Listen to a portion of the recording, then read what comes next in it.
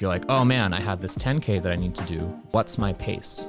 Every time you double the distance or double the time, add 5 split seconds to your goal pace. Every time you have the distance or have the time, subtract 5 seconds. So you can kind of extrapolate out. You go 2 to 4, 4 to 8, and then you add just a little bit on top. And suddenly you've got a 10K. Maybe it's like 11, 12 split seconds as a That's interesting. I never heard that before. Over a 2K. It kind of breaks down when you get below 500 meters, I've found, just because certain athletes are fast twitch or slow it's just twitch, or different. You're just getting into actual power versus endurance at that point. But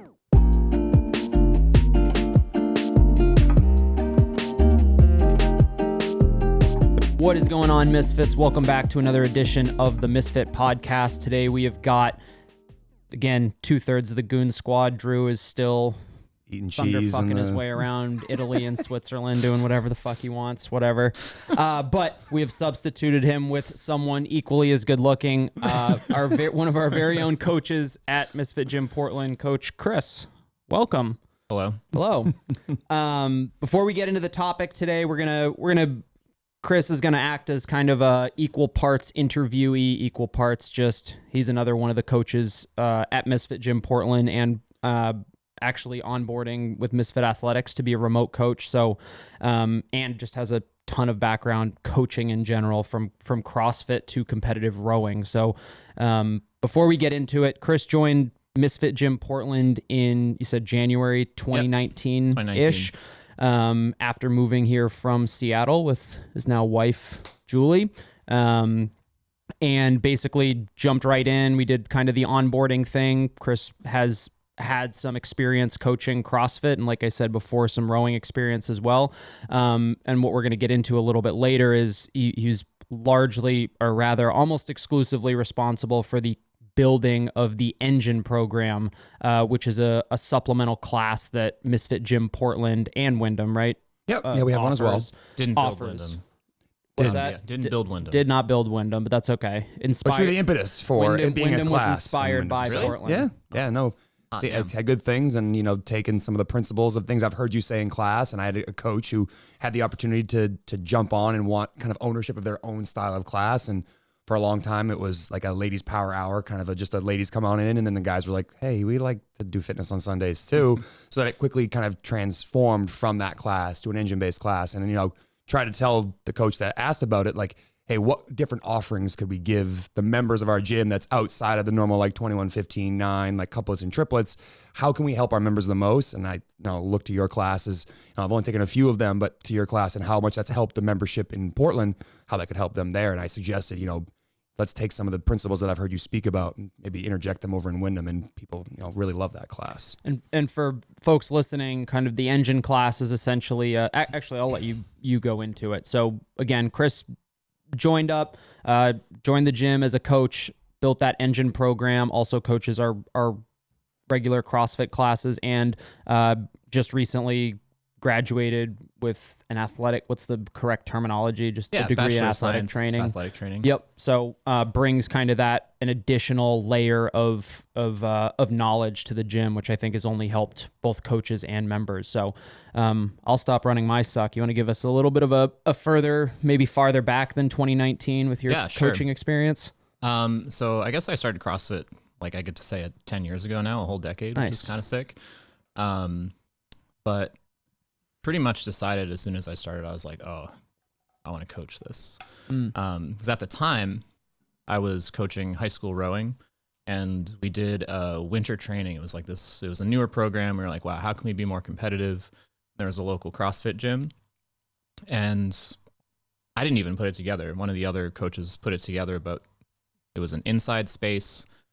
They got to do some cross training during the winter rather than just like disappear and become totally unfit when they came back for the spring. And I saw the workouts they were doing, which were basically, it was just like CrossFit light for high school kids. Yep. And I was like, that looks sick. I want to do that. And then I did, and then it was, and then I started participating. Real quick, sorry, the rowing that you were coaching, this is like actual rowing, correct? Yeah, on water. Actual rowing on water in boats. Okay. Yeah. which is, I guess I would call that certainly my like athletic background from back in the day. Right. I was a high school athlete. I rode in college for, we'll generously say, a week. It's generous. Yeah. We'll round up to a week. 7 whole days. 4:30 a.m. wake ups were not for me. Yeah. Anytime I set an alarm that starts with the 4s, you know, you're in. You're real upset about it. I better be flying somewhere. I'm not liking it. Not a fan myself. Yeah. But yeah, I got back into coaching rowing, was coaching high school kids. And then that kind of led me to CrossFit. And then I was coaching high school rowing and coaching CrossFit as kind of the work that I was doing for quite a while. Yep. I don't know, maybe like 4 years of doing both, a little bit longer of doing rowing.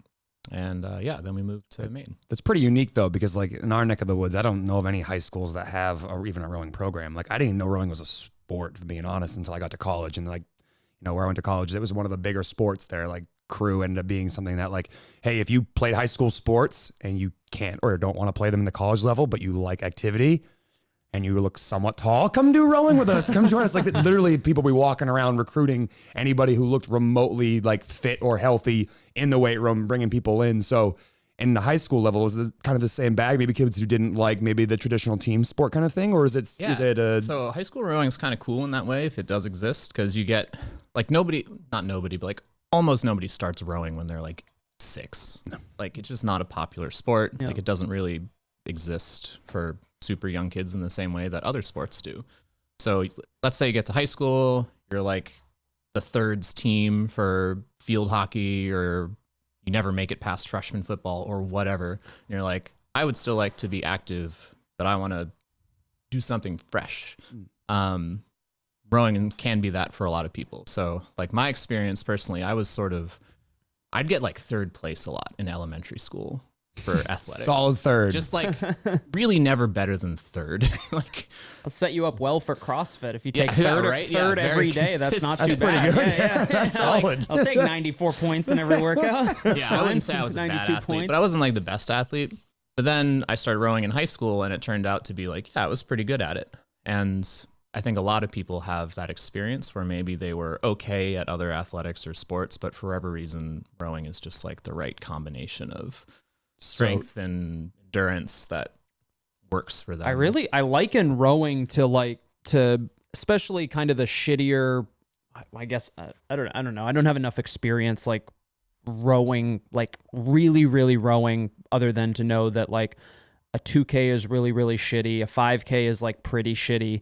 And I'm like, is there a distance that is not? I just think, well, like even if it's like crew, is that the correct terminology? Yeah. The crew, like even if it's with like 7 other guys, or it's just you're on your lonesome on a concept 2, it's just like, this is a fucking hard sport. Like it's really like you have to be really willing to be uncomfortable for a fairly fixed amount of time if you want to be successful. Based on that exact statement, I was thinking the same thing. What drew you into rowing? Is what made you grab onto you and be like, all right, this is what I want to do, kind of like for my sport, and then eventually how do you coach there? I mean, I guess for one, like I wasn't bad at it, which was pretty cool. Like people are going to gravitate towards the things that they're pretty good at. Sure. For me, I really liked, like there's this really fine line of being in control and being out of control. And to, I think, really excel in rowing as a sport, you need to know exactly where that line is. And you ride that line for the duration of a race or an interval or a piece. And it feels so hard if you're doing it right when you do it, but then you're done. And it's like, you don't feel as, I don't know, satisfied after anything else. Like it's the worst and best thing you've ever done. So that's a pretty interesting point, because that's something we talk to like all spectrum of athletes about. It's like, you know, we're talking, when you just said like there's a fine line between leaning forward and bending over when it comes to a CrossFit workout, right? It's like you come out too hot, like you're about to have, however long it's about to be, a long, you're going to be uncomfortable for a really long time. But we try to communicate to athletes like, you have to know, for example, those paces, whether it's on a rower, on a bike, on a skier, running, whatever it is, and even farther into like the more CrossFit style movements. I just think it's important for athletes to hear that from someone who's like coached rowing for a long time, been in that community where it's like, hey, like other sports are really, really good about finding that line and knowing exactly how to compete with the capacity that you have. And I was just to add to that, it's almost like a nice segue into like the main topic for the podcast here, and like kind of like what your class is about. But, you know, I think that's one unique element you bring to the community here as a coach and as a member here, is that you try to get people to understand that like you have to know what you're up against to know how to do what you're up against. If you don't know what it is, how will you know how to execute on that? And I think that's a big culture change from like the original days of CrossFit, which was just like beat your head in as fast as you can against the wall, like run full speed at that wall and see what happens. And hopefully you can like survive it and come back again to it tomorrow, as opposed to like, hey, if you understand what you're about to do, you'll be more aware of the things that are indicators for, are you doing it right or are you doing it wrong? And how can you learn from that? Because one of the things we always talk about training being is an opportunity to learn, or a lesson, and how that applies to your fitness. And I think the biggest change that I've seen at Misfit Gym Portland as a result of what you've kind of put into practice and helped people with is you see people understand workouts significantly better, and they know not just like, is this slow, is this medium, or is this hard? It's like, I know if this workout's like 7 minutes, this is exactly the pace I should be doing on this assault bike. If this workout is, 12 minutes, that's exactly how fast I should run my 800s, which I think is a big part of what you were just describing there when you're figuring out like what that line is. So is there a moment in time, like in your history, where like you maybe flirted with the idea of like, all right, maybe I was going too slow or going too hard, and I self-educated myself to the point where now I'm able to pass that information forward to help people not make the same mistakes that maybe you made? I think one of my biggest problems in CrossFit as a sport is I take that still rowing mindset where I'm just like a little careful, and I do it almost all the time. So if there's like a 3, 4, 5 minute workout that I don't know I can just like crush it, I'm probably going to hold back a little bit, and like to the detriment of my score. Like if I hold back a little bit, I'm going to be too comfortable too late in that workout. And if I had just like gone for it really early in the old style, then I probably would have had a better time. I would have been like less in control and less happy in the moment. But for CrossFit, the sport, like for me, that's kind of where I've been working on getting over. Yeah. And I think that it's like, we talk to athletes about the value of being able to stare at a monitor with objective metrics right in front of you. It's like, okay, I know that I can row at a 145 pace for, let's say, 7 minutes, like a 2K row. What is the equivalent of a 145 pace of thrusters and burpees for 7 minutes? And that's obviously way harder to distinguish, especially for an inexperienced athlete. So what do you think that people gain?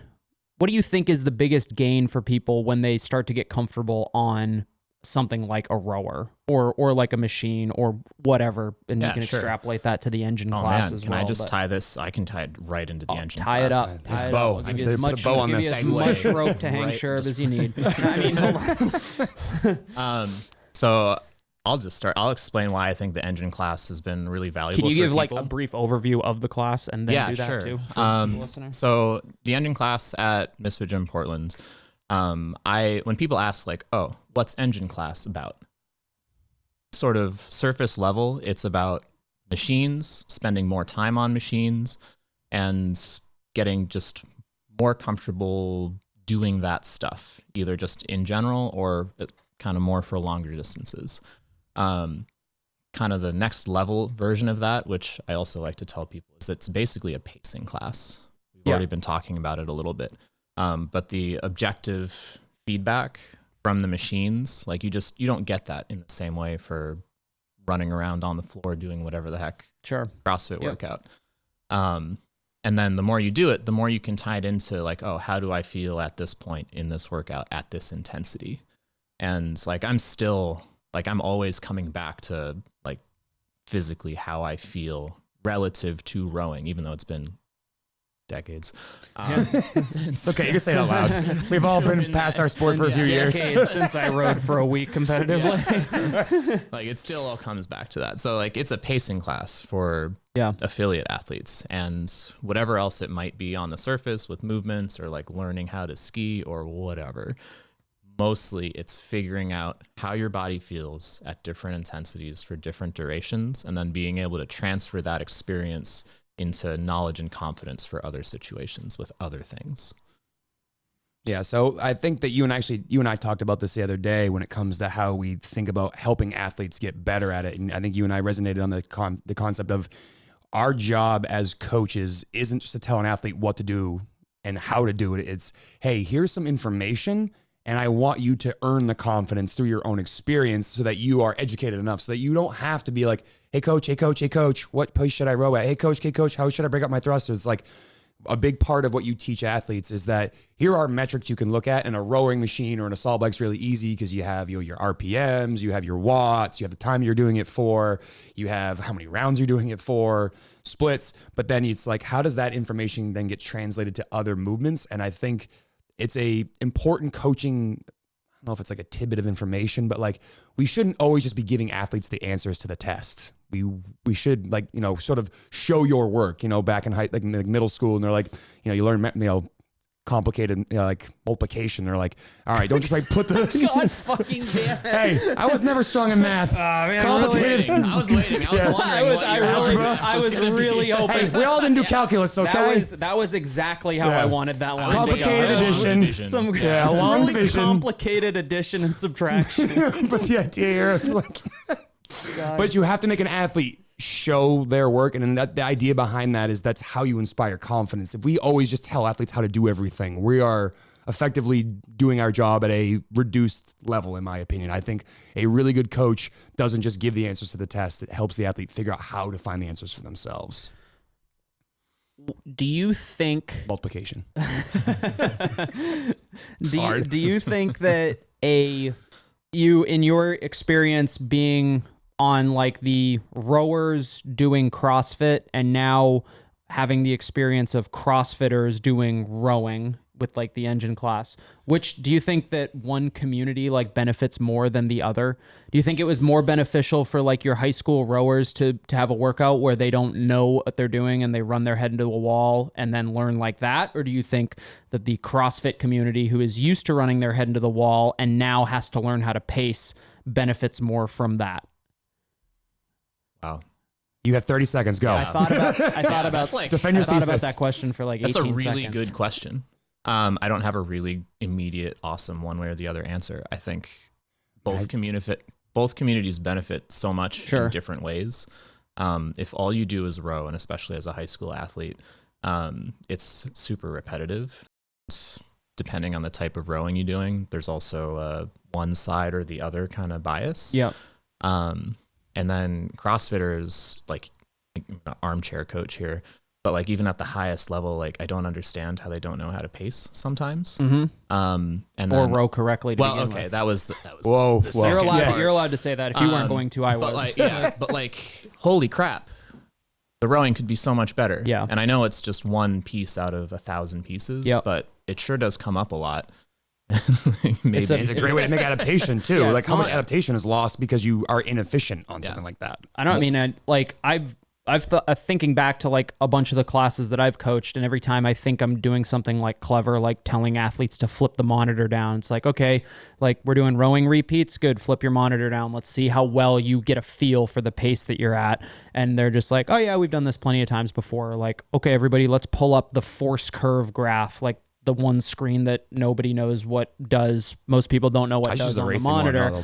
And they're just like, oh yeah, we've worked on this with like Chris at engine class. So the rowing efficiency thing is like, it always blows my mind when we have either athletes come into town who aren't particularly proficient at rowing. And I would just say it's because we're fortunate to have somebody with experience doing that and like actually be able to teach people like correct progressions and like how to improve. But yeah, even at the highest level, like some of the rowing is just like, God, thank God you're fit, because it saves you in a lot. It saves you in a lot of regards, because like if you are literally racing people who are equally as fit as you, but understood pacing, the person who paced would do better. I mean, one of the things that I always thought was interesting when you talk about the, the community of, high level CrossFitters who figured out really early on that they were terrible at like running and rowing, and they got kind of like the Hinshaws of the world to help them.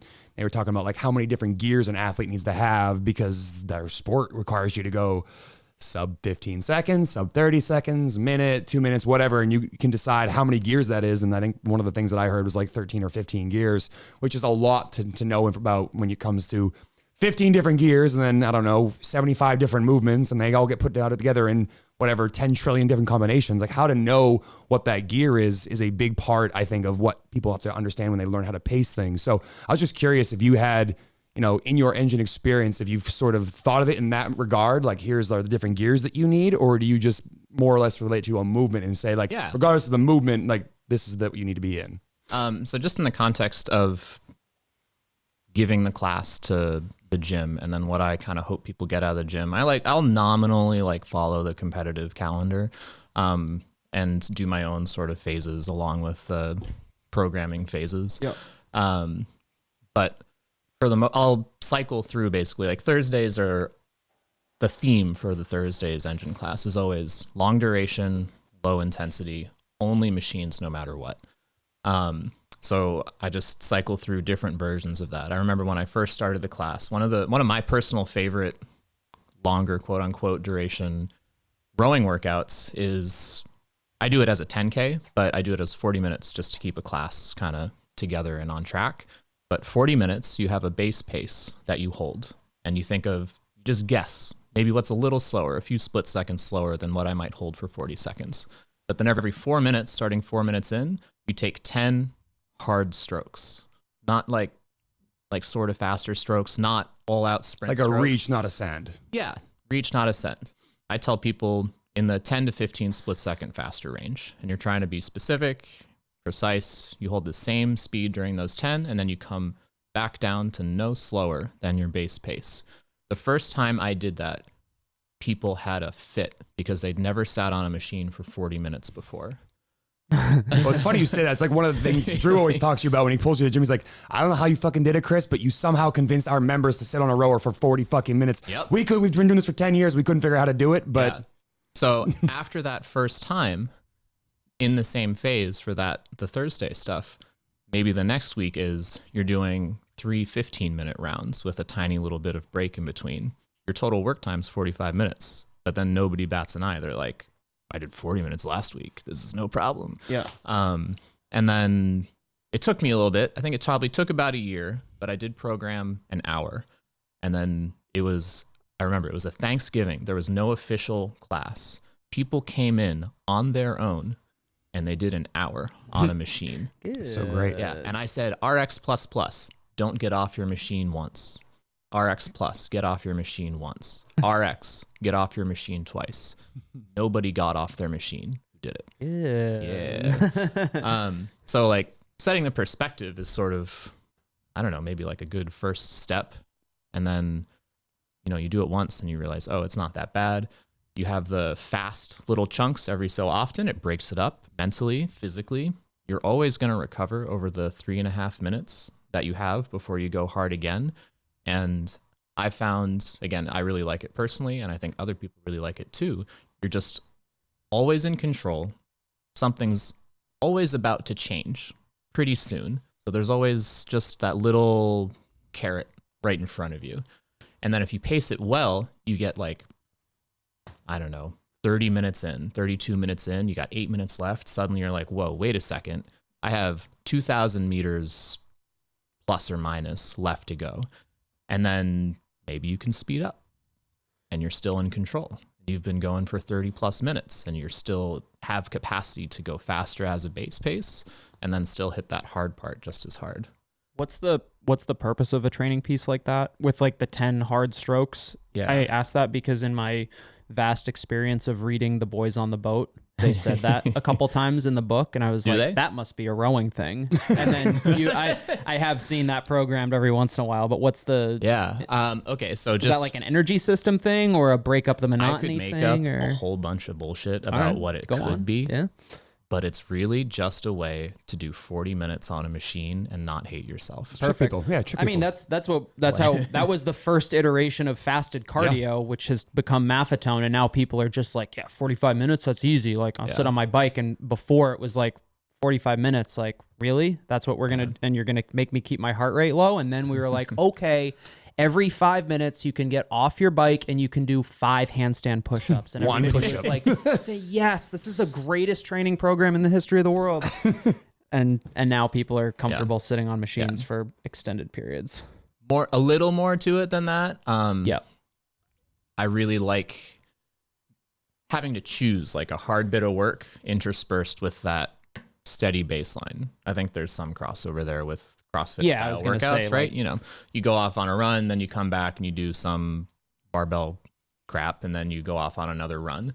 Sure. Can you finish your barbell nonsense and then be at the pace you want to run at the whole time, knowing that you're going to more or less recover your heart rate halfway into that 400 and then be fine to come back and do it again? I mean, when it's in that context, it's pretty obvious. It's like, okay, what's your 20-minute AMRAP? So it's a 20-minute AMRAP. What's your 20-minute rowing pace or running pace, whatever it is? And here's a couple thrusters and pull-ups mixed in where you're going to jack your heart rate up, and now you got to row or run and bring your heart rate back down enough to, or whatever, recover enough to get ready to do it again. Yeah.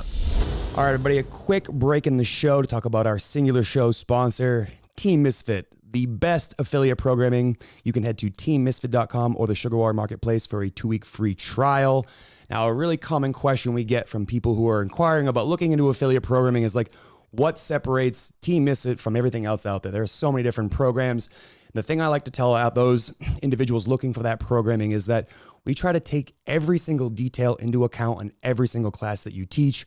We're talking about things on how to write an effective warm-up, what the scaling and modification should look like, what the logistics of your class should be like as you're setting things up, and what target scores we should be looking for. So as coaches, you can go in and read that document and know what way to best deliver the most effective training stimulus for your athletes. Because again, the ultimate thing that decides whether or not people are going to keep coming back to your gym is if they keep getting fitter and having a good time.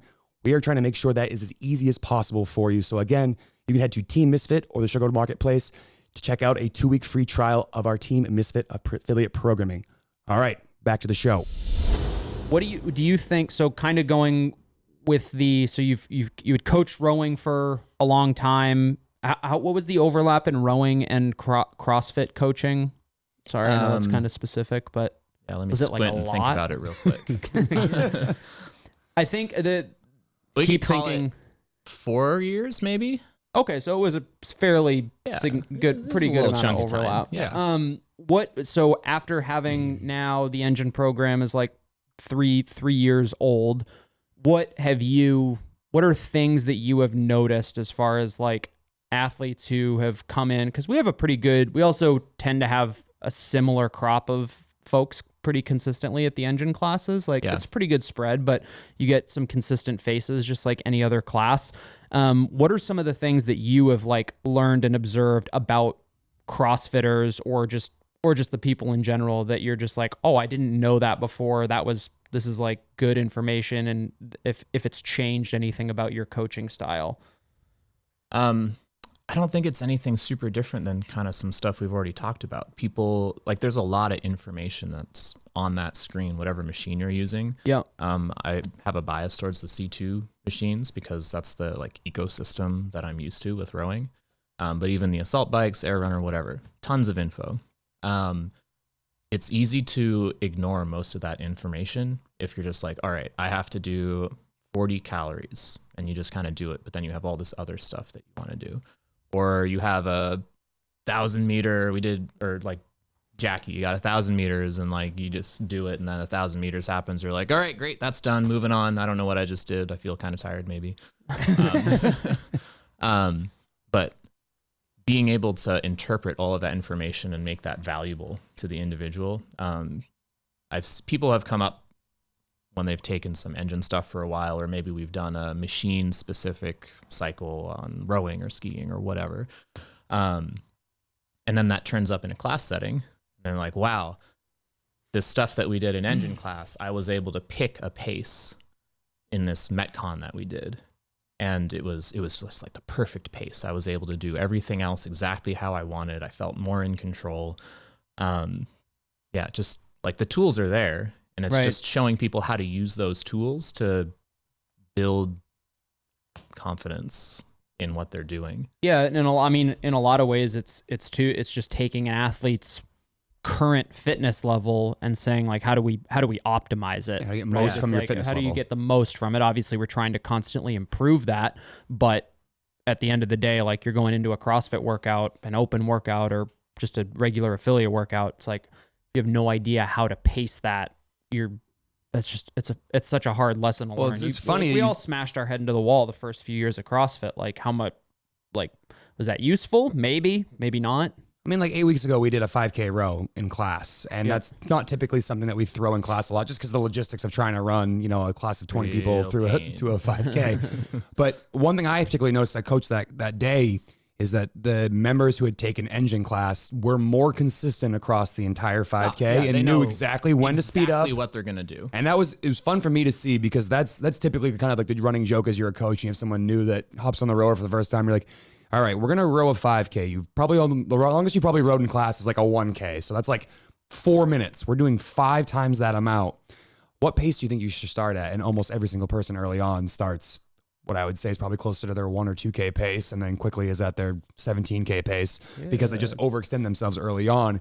And, I had a couple of members afterwards be like, you know what, like you said, we should be in this range of time. Like, how can we get there? And I'm like, well, engine class is a great way to start. How can you? Well, engine class is a great way to start there. Distance time. But I was the biggest thing I said to them, I was like, how often have you done this? They're like, never. I don't ever go this long. And I'm like, well, that's part of the problem here is you don't have that experience.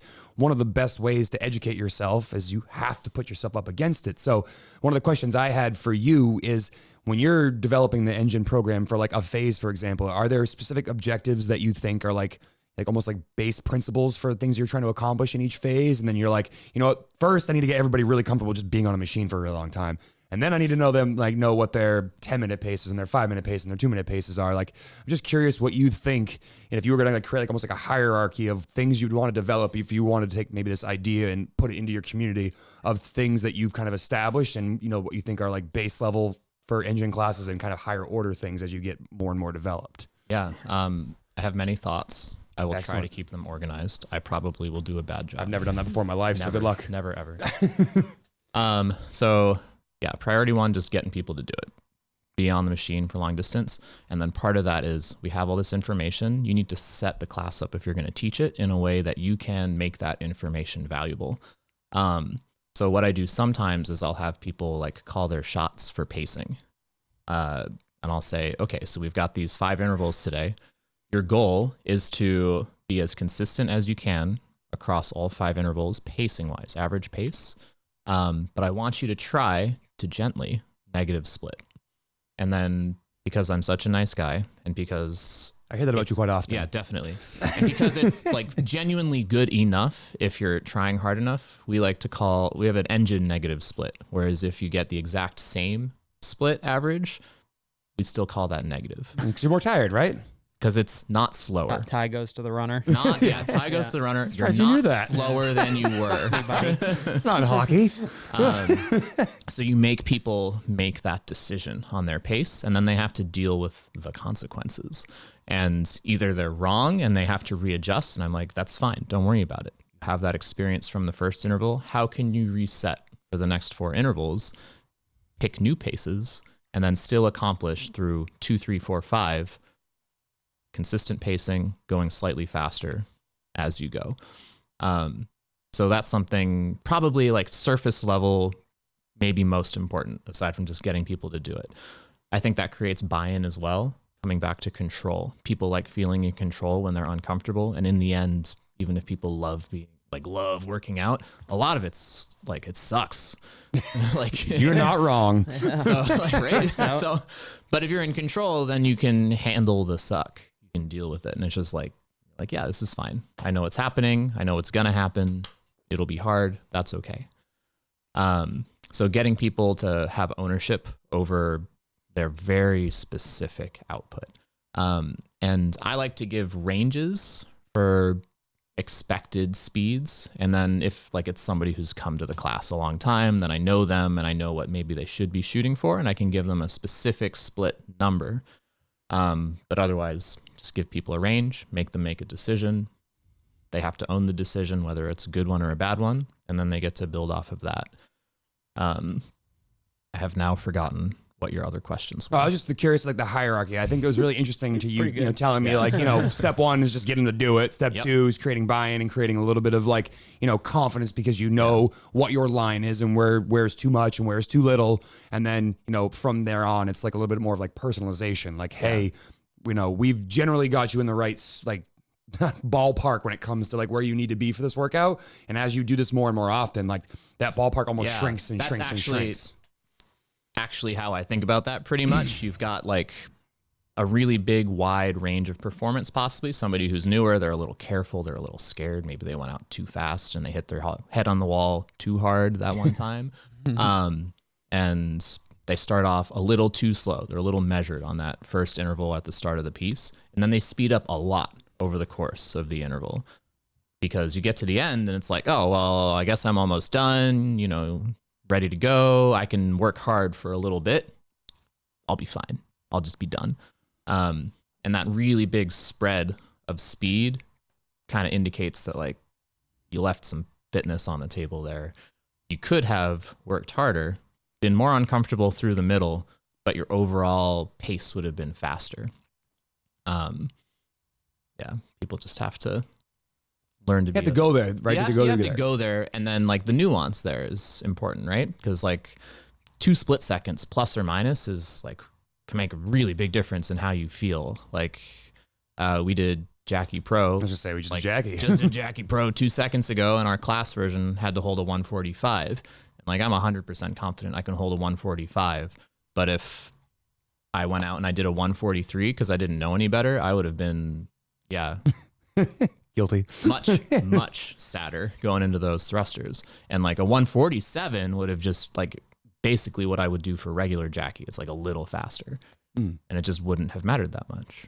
Yeah, and I think one of the things that I thought that you taught to our engine classes was that like effort versus split like curve. And you're talking to athletes like, listen, it doesn't feel like a lot different to row a 147 versus a 145, but ask yourself this later in the workout.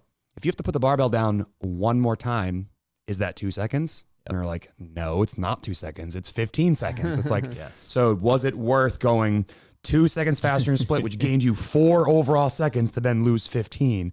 And everybody like, I don't understand. It's like, all right, I'm going to give you $4. You give me $15. Who comes out ahead? Yeah. They're like, oh, now I get it. Now it makes some sense. Yeah. It's not multiplication. Math. Yeah. It's not multiplication. Yeah, we stayed away from one of the things I'll ask Hunter for that. Help me, bud. One of the things I like to say with the classes that perhaps I don't have anyone new to the engine experience in is at the beginning of a longer workout, even a medium workout, I just say, don't be a jackass. It's like, if you go out super hot,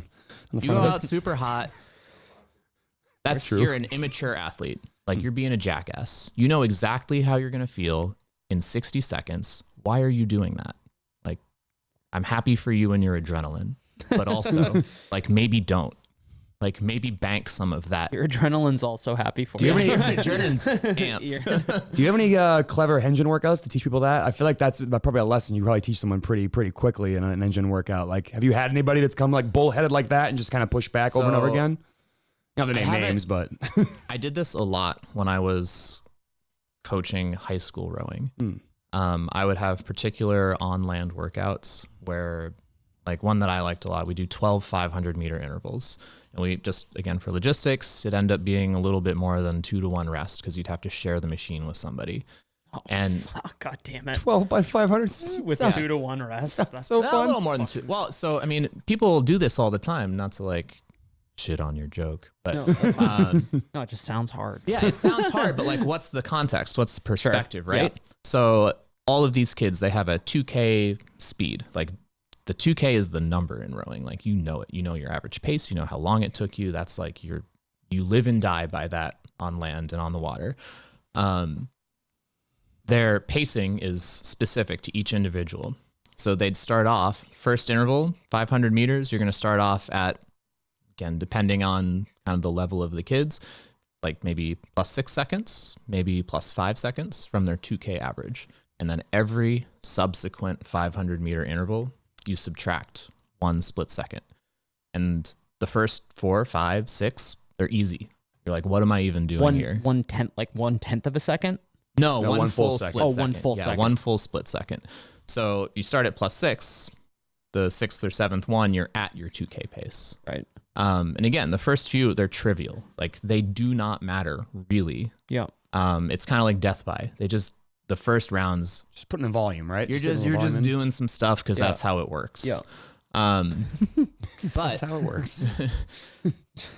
in order to make sure that these kids would not just kind of like throw away those early intervals, I said, listen, if you go faster than you're very specific to the decimal pace, that's your new baseline that we're working off of. You still need to keep going faster. You still need to go a second faster than that. Yeah. So let's say, average. Oh, you mean that 128? You mean that 128 Yeah, 500 exactly, to finish right? up is hard?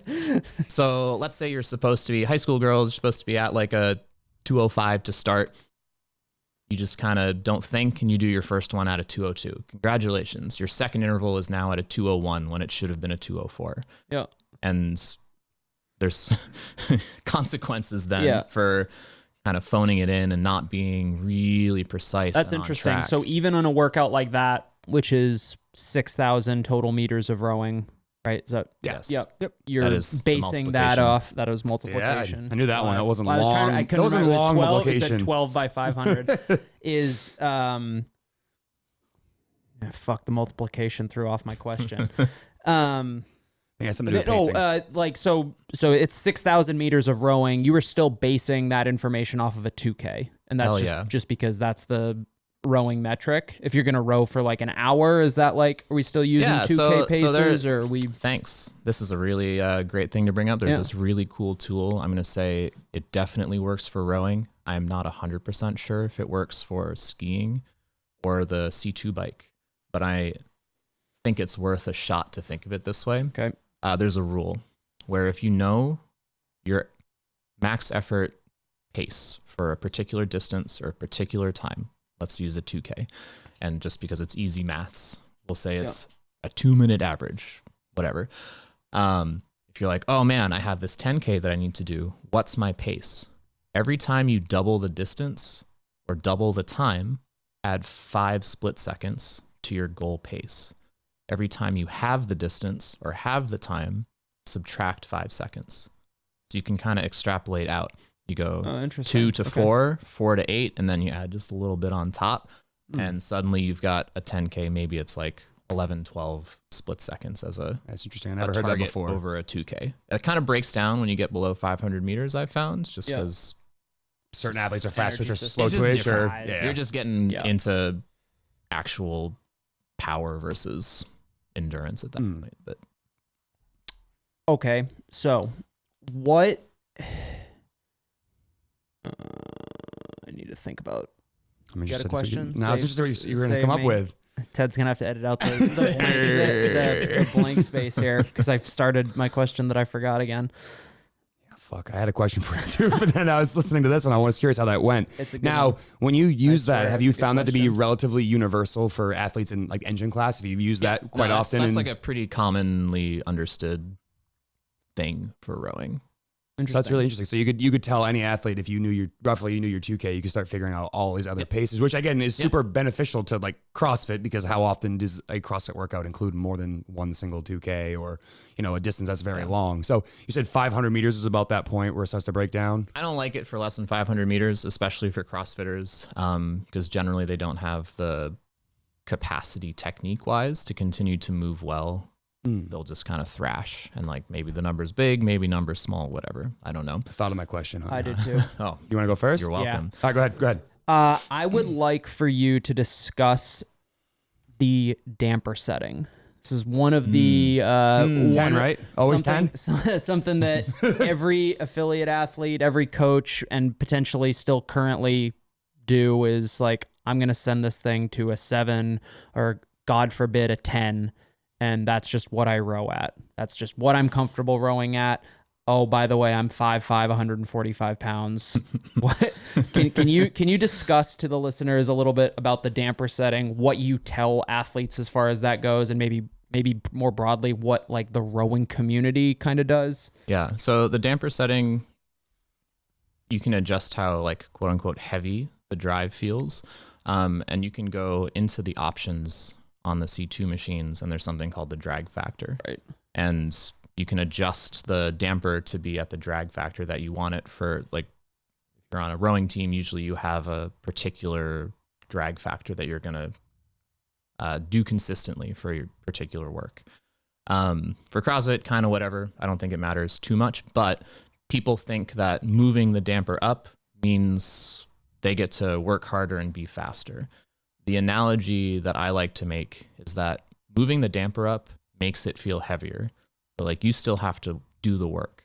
What it does do is let you get away with your shit technique, because the flywheel decelerates so much that you can just haul on it, and it's going to feel heavy, and your body's going to connect to itself because it has to, or you're going to explode. Yeah. And people mistake that for actually them being faster and it's the right choice, when really it's a really tiny band-aid to cover up technical deficiencies that maybe they don't know exist, or they just don't feel like dealing with. In the endurance community, it's like your efficiency is what ultimately determines your success across whatever duration it is. And people think of it like, I used to use the analogy of like, let me ask you this: would wearing Timberland boots be hard to run a mile? And they'd be like, yeah.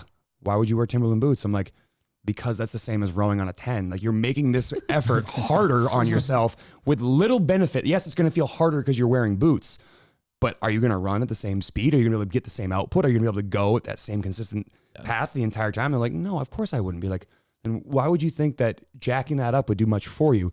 Now, I'm sure you might have a circumstance where it might be beneficial to play with that outside of like, training for the sport of crew, where there might be a chance for a higher damper to be done if it's really short or if you have a huge athlete. But like, I think the PSA here is people need to understand that like putting it super high doesn't really do anything for you other than, like you just said, allow you to be this big giant, maybe ogre that can rip on it, but has poor technique. I mean, there's a non-zero increase in injury risk to your low back by making it heavy like that. And if you're the sort of person who thinks I need that damper at a 10, you're probably also the sort of person who's not moving super well on that machine.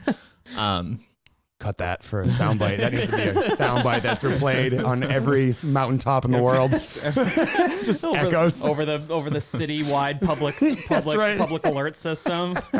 Rowing on a 10 damper is covering up your inefficiencies. Yeah. So I mean, like, we don't want people to C2 bike at 65 RPM at an 8. Like, it's dumb. Like, it's not a good way to do cardiovascular exercise. Similar with rowing. Like, again, my bias from my decades ago rowing experience is I like to keep that thing right around 3.5 or 4. And I just do that for everything. And you are weight? We'll round up to 6 feet tall. You're definitely 6 feet. Definitely. That's definitely what my driver's license says. So I'm 5'9". And like 190 pounds. Okay. But when I was rowing, I was the same height and like probably like 170 pounds. It was still the same damper setting. Okay. Yeah. But like putting that up at a 10, it's like an assault bike now. There's no technique really. It's really limited. It's always going to feel heavy. Congratulations. If you try harder, you're going to go faster. But a rowing machine is not an assault bike. That's like universal though. If you try harder, you go faster. It's not an assault bike, right? So you have to learn how to finesse. I don't know. One time at my last gym, I did a 10K and I had the damper at all the way down. And I just posted a photo of my average pace and I was like, this isn't super fast, but it also doesn't suck. And I was at a 0. Yeah. So like, maybe. Consider. Do you think for a CrossFitter there is value at being comfortable at different damper settings for different reasons? So my like extraordinarily biased view is no. I think like what's the point? Yeah. I think people, if they want to train and they want to get better, not just blindly fitter because they're trying hard for a certain amount of time, but like improving their technique, they have to take a short-term loss, perhaps in output, moving that damper to somewhere more reasonable, right around that 3-4. We'll say 5 at the most, just because I feel like most CrossFit gyms just slap that thing at 5 because it's in the middle, and that seems fine. It's cool. It's in the middle. It's in the middle. We don't know what we're doing, but in the middle is probably safe. You need to take that short-term L to build your technique, and you're going to be slower. And if that's frustrating, it's because your technique is bad. Right. And you haven't figured out how to move well and efficiently with that lower damper.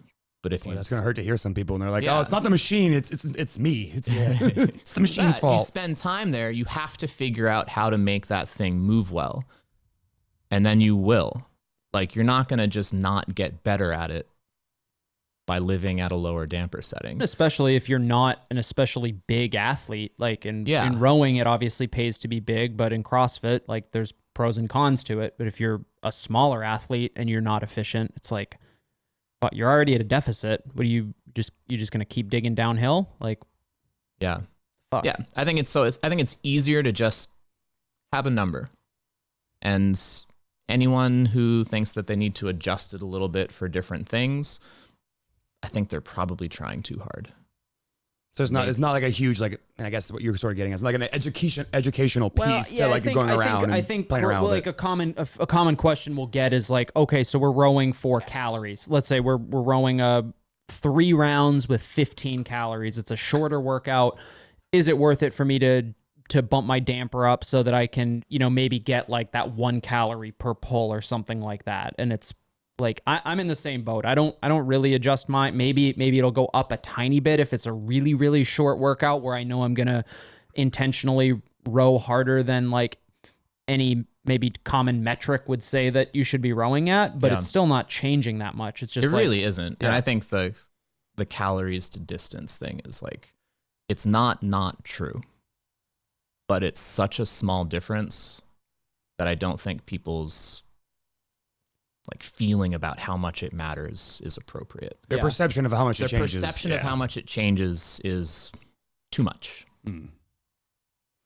So my other question was, one of the things I think is unique about the engine class, and then like if someone were to drop in and we were talking like all about this, like, hey, you're on machines, one of the things I know you like to do every once in a while, similar, I think, in vein, but correct me if I'm wrong, is every once in a while you'll put more of like a low skill movement in addition to the machines. And I'm just curious if that's just because you want to break up the monotony, or is that because you want to teach athletes like, hey, if you're not being posterior dominant on your rowing, it's going to mess up your ability to do step ups or something like that. So I'm just curious what your maybe reasoning was, because I've come to some engine classes and you mix things like maybe some Russian kettlebell swings or some step ups or, some lower skill movements that definitely have a metabolic effect, but I'm just curious how that relates to what you do in engine class. So this summer, since it's summertime in Maine and the weather is mostly wonderful, I make sure to do some outside running stuff because it's beautiful. The class is at 7:30 in the morning. It's like almost always the perfect temperature.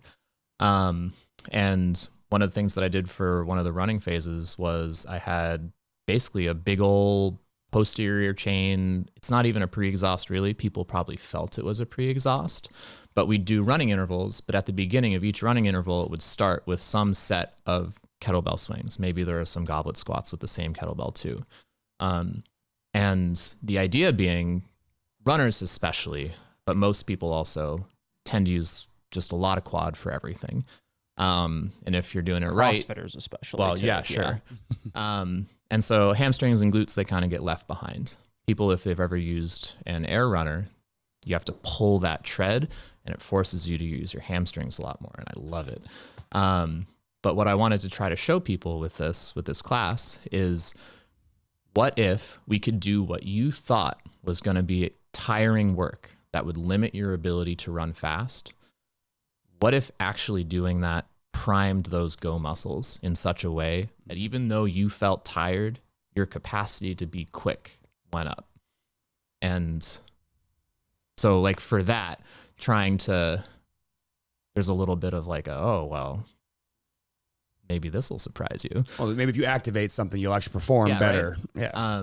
And I like, certainly anecdotally for me, the last time I ran the fastest mile I've ever run was after like a 10-to-1 kettlebell swings and goblet squat workout. Back. Yeah. Like, it's just, that's interesting. Yeah, I mean, it's almost like the reverse engineering of the PAP training that we have, and the way they like to use both with Misfit and Team Misfit is like, you know, one of the things that happens with an athlete as they get themselves through a working set of back squats, let's call it, you know, for argument's sake, 6x3, is as an athlete fatigues, they begin to go slower and slower, so they produce less and less force. So we, you know, do things like a Russian kettlebell swing or an explosive box jump or a hug a medicine ball and jump as high as you can to try to elicit more adaptation. And it sounds like it actually would work potentially in reverse as well. Maybe we could get an athlete doing something explosive and then go into their set because that primes them to move that, you know, barbell faster. Yeah, that's interesting. Yeah. So like the running kettlebell swing stuff, that's like me projecting a little bit of maybe you take a class and you do 30 seconds of glute activation. Really activated? Probably not. Like if you don't feel pretty tired, like if there's not significant fatigue, like you really haven't activated that stuff. So that's just going like way over the top with it and then still trying to get people to have a similar response to it. But otherwise, yeah, I'll do like strict pull-ups or something or push-ups. And that'll be, again, because I think those are valuable to work on. And then I can get people to sneakily do maybe like 40 to 60 strict pull-ups in a workout. But then also it breaks up the monotony perhaps of what would otherwise be just you chilling on a machine forever. I have another question. Yeah, go for it. Yeah. So one of the things I think is unique about what you bring, you know, maybe just outside of engine alone, but just to our coaching staff as a totality here is like this desire to see things done the right way. And I think that's one of the things that I thought we didn't get to it in your intro, like, you know, your background is, but you told us when you first got here that you kind of sampled around the local area and you're just like looking for the right home for you. And one of the things that resonated with you was, well, how things were done here, maybe as opposed to, you know, differently from the communities around us. And I'm just curious, like, if there's anything in your background or why that type of thing resonates with you so much. Because, you know, Hunter and I appreciate it a bunch because we're always talking to our athletes like virtuosity, move better, do less better, do less better, do less better. And, you know, to have someone come in completely from outside our community to happen on our doorstep and then eventually become a coach here, like to have that be part of who you are is so refreshing because, again, you know, we want to balance the classes are fun. There's a good community here, but also like, here's the standard you have to adhere to if you're coming here because we know this is going to get you the most optimal adaptation and make you the happiest and healthiest person for the long term.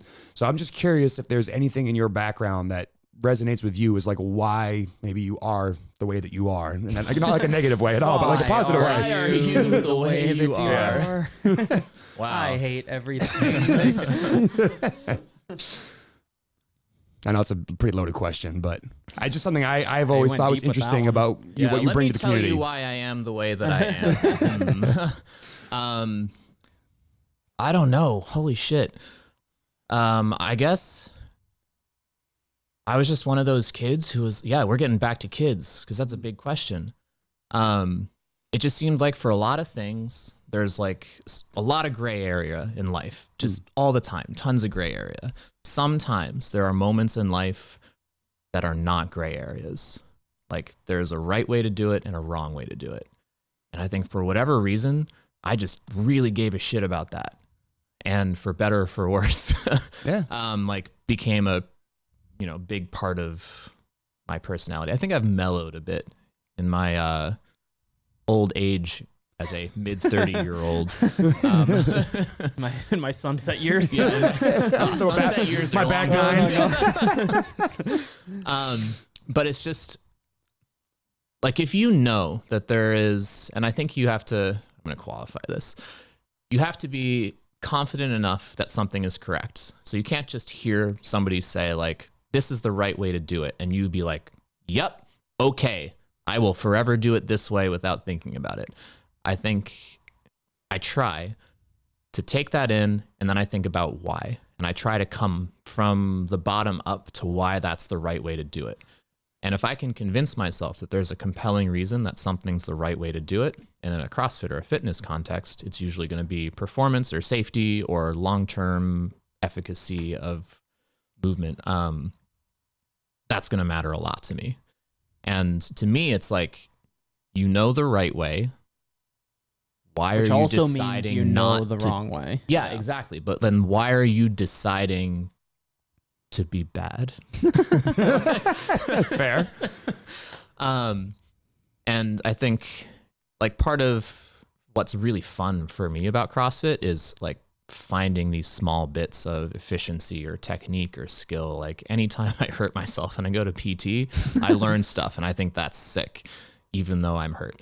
The jobs I've worked at in a fitness capacity, I learn stuff, and the stuff that I really like, I just keep and I use it.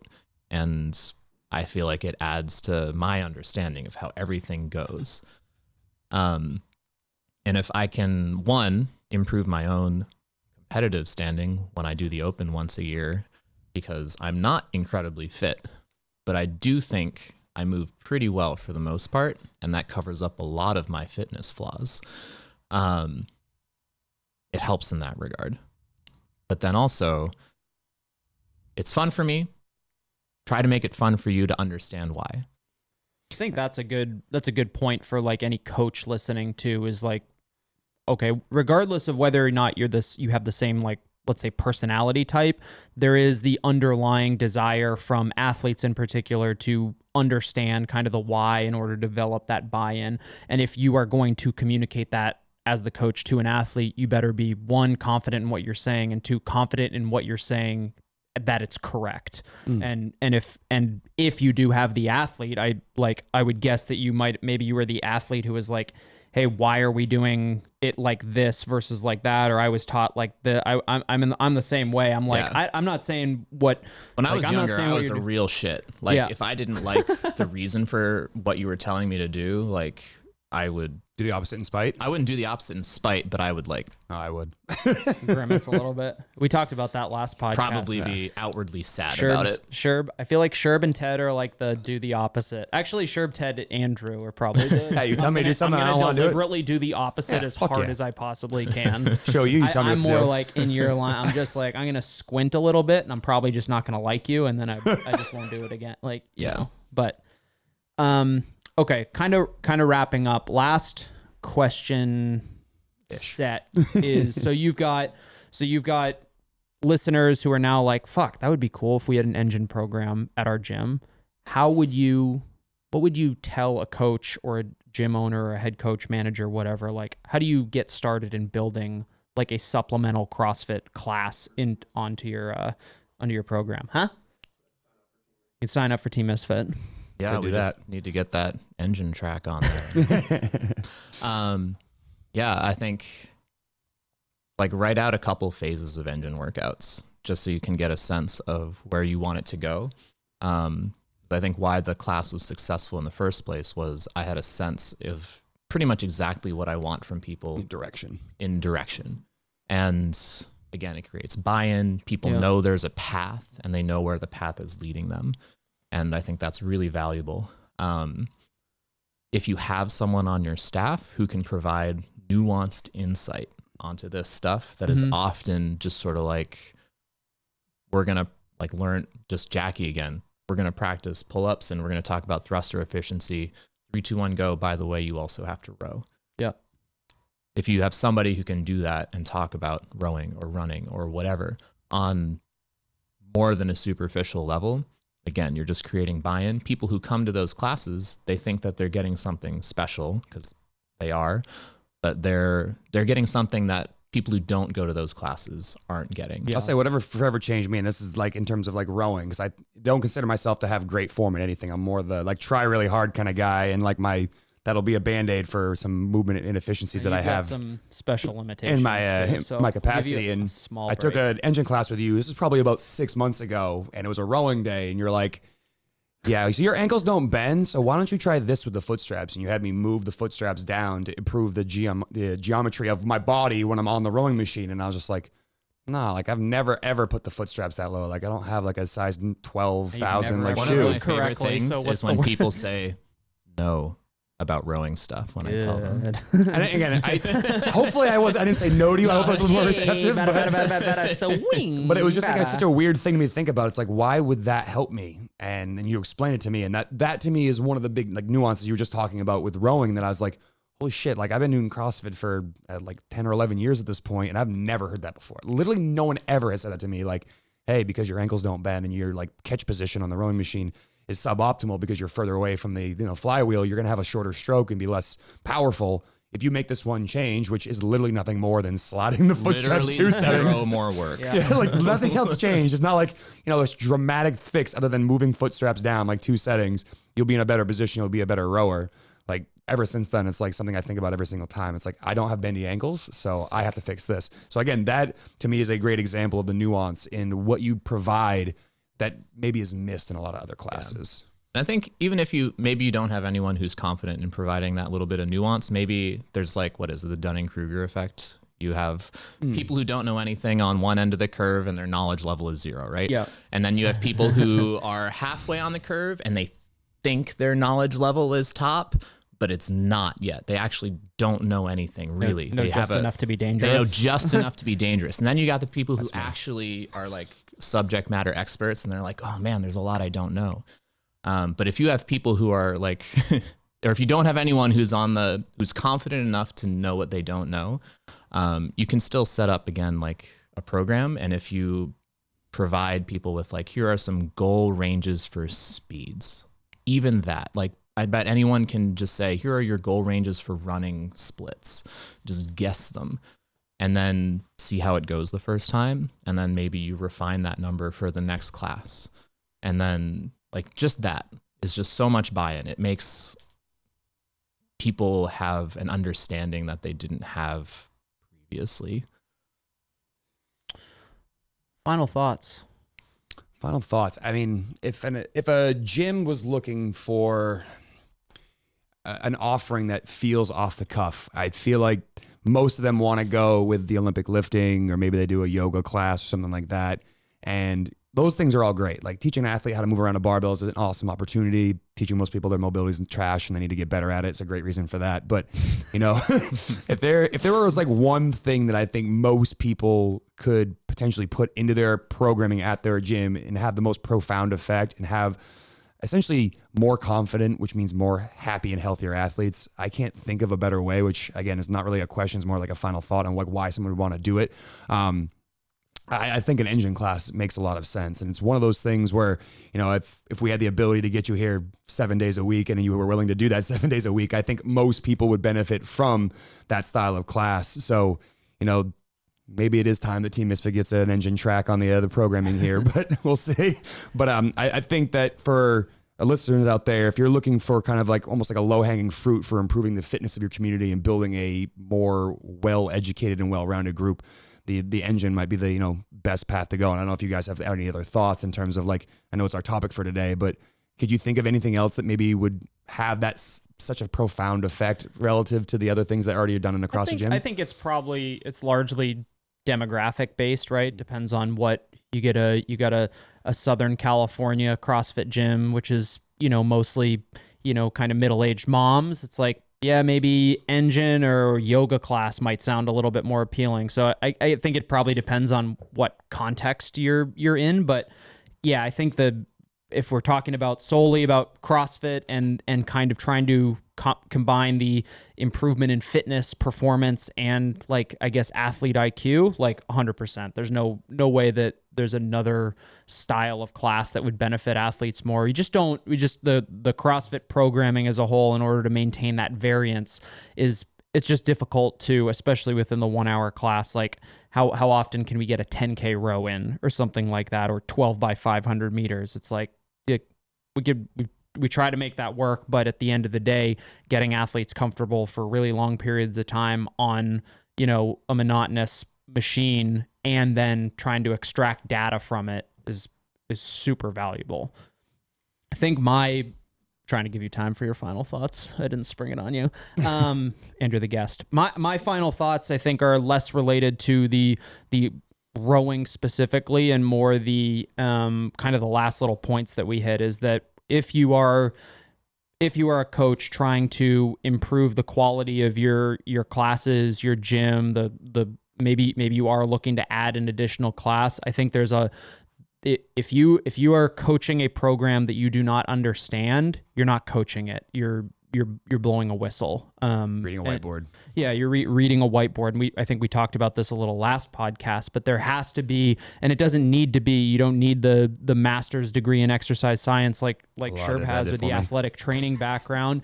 You have to be a student of the game. Again, another topic that we've talked a lot about recently, and that I think having that underlying base of knowledge and being able to communicate it to athletes when necessary. It's not always about just talking and showing athletes or telling athletes exactly how much you know.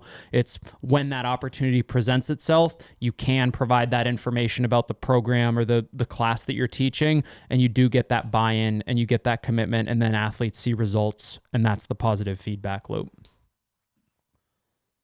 Cool. My final thoughts. So I'll say that this gym and then the last one that I was a part of in Seattle, they had I don't remember what it was called, but it was basically like an engine type class. Mm-hmm. Very different gyms, very different populations. Yep. Both gyms really liked an engine class. I think you just got to do it. Like, you build it and they will come. Yeah. There are people who maybe they don't want to like power snatch 60 times in a workout because they got crap shoulders and it makes them feel terrible every time. But if they can come to an engine class and we never go overhead, they still get their fitness in, there's going to be like a sliver of your demographic that's going to stay members. That's a really good point. Yeah. Just because you have this option. And then there's going to be a big chunk of your membership that gets a lot out of it, because you can't have every CrossFit class be 40 minutes of monostructural. We might. Don't try me. Yeah. I'll do it. I'll do it. Phase. I'll do it. So I think, yeah, you just got to go for it and do it and have somebody who wants to take it on. I think, I wanted to take it on here and started doing the programming for it. And it makes it easy to have opinions. Yeah. And like what you do, if you can control that. I think it's important that, you have a diverse community at your affiliate. Not everyone's just a copy of a copy of a copy, that you have people from diverse backgrounds and that people gravitate towards, maybe things that they're really passionate about and they want to help other people, adopt some of the philosophies or, gain some of the insight or gain some of the fitness that you can provide there. So, we've had Coach Mark on before and he's talked about, Olympic weightlifting is kind of his passion there. And he tries to make sure that when he delivers that to class, like, he gives them a level of nuance they don't have before. So, if you're a coach out there and you're looking for, what can I bring to the table? Maybe don't look to the people in your community that's you coach with every day and go, what do they do? Can I do the exact same thing? Go, what is missing from this community that I could bring there? And I think that's, more or less what you just described in your kind of closing thoughts there is what I think is another really special layer to the engine class. Is there are people who really love CrossFit, but certain movements just just piss off parts of their body that they, unfortunately, because they worked at a desk for 40 years, they're not going to be able to fix in a, 6 months of CrossFit. Like, we're going to obviously want to encourage them to continue to do some of those things, but maybe the reduced capacity of doing those things allows them to then go to a class that doesn't ask those body parts to get stressed in a certain way. And they still get a good, level of fitness, can still come to Misfit Gym Portland and be a part of the community, but they're not like, I did snatches on Wednesday and I'll see you in 2 weeks. I think we did it. I think we did. All right, ladies and gentlemen, thank you very much for listening to a very special edition of the Coaches Misfit Athletics podcast. Chris, thanks a lot for joining us. I think that was for having me. I very appreciated fruitful conversation and being able to talk. Yeah, that was awesome. All right, ladies and gents, if you like what you heard, don't forget you can sign up for the individual programming, misfitathletics.com, or the SugarWOD Marketplace for a free 2-week trial, and Team Misfit affiliate programming, also on the SugarWOD Marketplace and at teammisfit.com. We give you guys all those details. We were talking about having that underlying base of knowledge when you're coaching a class. We try to provide that with you guys since we're the ones writing the program, but you are the ones providing it to your athletes. We want you to have all the information that our coaches have so that you can communicate that. You can communicate the why to your athletes so they can get the most out of the program that you guys are running at your gym. All right. Thanks for listening.